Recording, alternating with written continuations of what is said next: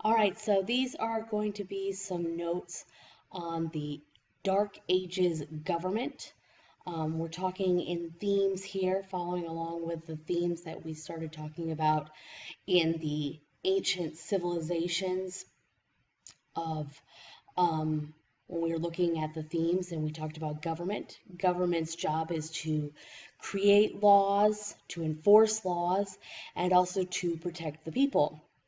Um, Dark Ages is the time that we refer to after the fall of Rome, and also what we call the Middle Ages as well. So we're going to call them Dark Ages or Middle Ages, and we'll talk more about why we call them particularly the Dark Ages in just a moment. So this is what we're going to talk about in this set of notes. Okay, so at this time, a little bit of recap. After the fall of Rome, what did Europe really look like? Essentially, it was a bunch of gangs, right?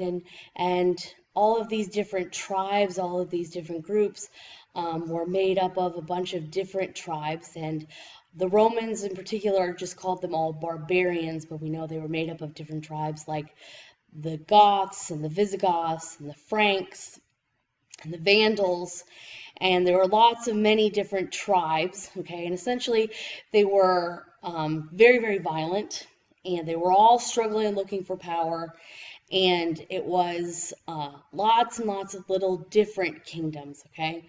There was no control, there was no idea of this central idea and control of government.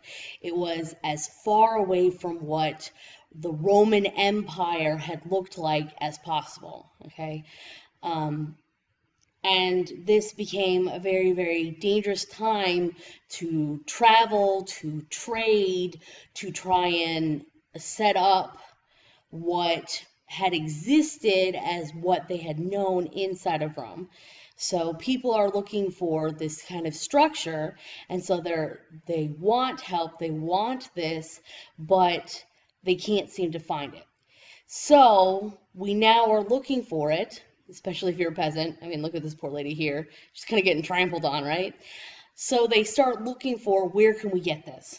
And the answer becomes the type of government they find, and that is this system that historians call feudalism. Okay, and feudalism really is kind of a three-pronged system. Okay, it becomes their government, structure. Okay, it also then for them becomes their military. All right, and we'll talk a little bit more about that. And it also becomes, oops, got cut off here at the bottom, but it says their economic system, okay? Their economic system. I'll say it one more time. Their economic system. All right? So what is feudalism? How is this set up?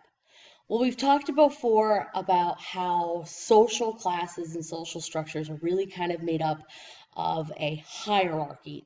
And feudalism really kind of expands upon this, and this feudalism takes kind of the shape of a pyramid and really is much, much more structured and really relies heavily on this feudal pyramid, this feudal structure, this hierarchy. Okay, so at the very, very, very, very top, we have he who controls the most, he who can have the most power, and that is the king. All right, whoever gets the most land.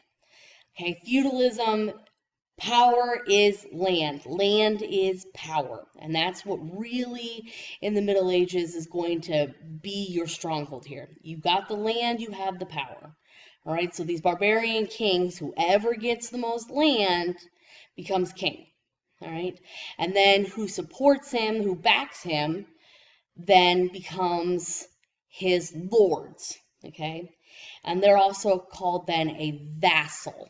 All right, a vassal. A vassal is someone who supports the king, and then he would give them the title of a lord.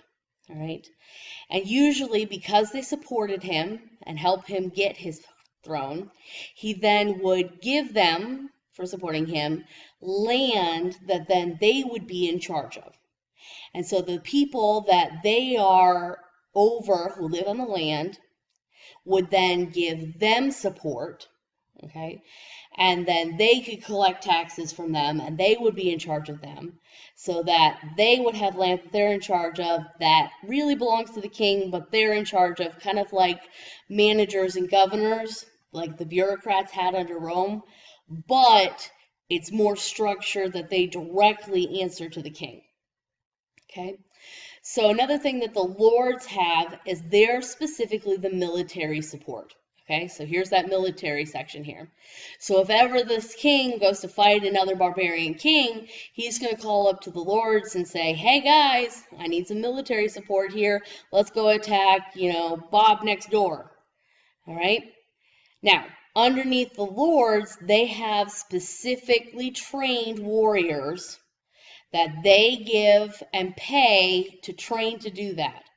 So these specifically trained warriors that they pay to support, that they pay to train, and these warriors then help them run the land, okay? And these warriors are called knights, right? These knights have very specific codes that they're supposed to live by, and they're supposed to answer directly to these lords, all right? Now, these knights are ultimately, their main job here is supposed to keep in line and also protect, okay, the people here at the bottom. And the people here at the bottom are called serfs. Serfs, peasants, they're the low of the low, but just like in any hierarchy, they make up the bulk of the population. The majority of the population falls here at the bottom, serfs, okay? Now, the serfs are on land that belongs to the king. Okay, they're given this land for free. We say free, right?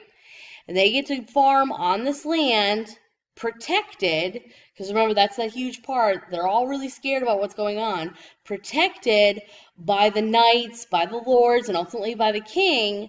Okay, they're all protected by them in exchange for giving money to the lords and then giving money to the king. And that money is in the form of what we recognize from Rome and what we recognize from today, and that's taxes. Now, here's where it kind of gets a little screwy, because the lords can come in at any time and say, hey, I need taxes, pay it now, because the king can come in and say, hey, I need taxes, pay it now. All right? But we'll get into that a little bit further, a little bit later. But this feudal pyramid is that social hierarchy. Okay, serfs at the bottom with the land and the protection, but they pay taxes to the king. Okay, the knights there are supposed to protect the serfs, but they are paid for and supported by the lords. The lords give support, military, and also backing the king, and the king gives them land and money, which they give to the knights. The knights then protect the serfs, ultimately all supporting the king at the top. Okay, so what does this look like besides this pretty little painting here? Well, it really looks like this. Okay, so go ahead and take a minute here before we finish and fill this out on your chart. So the king at the very, very top, remember it's small at the top because there's very few here, and it gets bigger as we go to the bottom because there are more at the bottom. It's that social hierarchy. All right, and then if you take a look at this one, it's the king's job to kind of pass down the protection and what they do. So he handles protection and authority, and then they're appointed to protect. The knights are protecting, and they're appointed to work the land, but then they all are expected to pay taxes, ultimately to the king. Okay? All right, that concludes our notes on the feudal pyramid.